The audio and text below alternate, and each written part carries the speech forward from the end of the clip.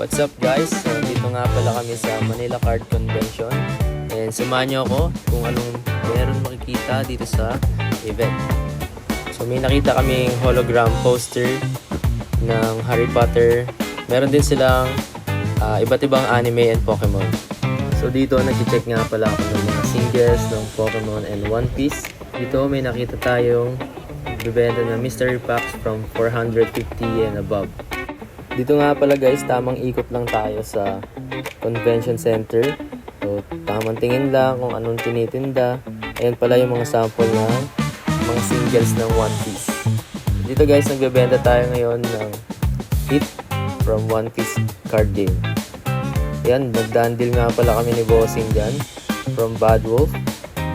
And nakabenta tayo ng SP ni Vinsmoke Reggie. Bali guys, sa mga first timers, huwag kayong ma-intimidate. Mababait yung mga vendors. Siguraduhin nyo lang na makakausap nyo sila ng maayos. And ito nga pala, si Zoro na minamada namin. Ngayon may deal ulit tayo sa Chase Hit kay Sir Julius. Nag-out nga pala ako ng 5 PL card kay Sir.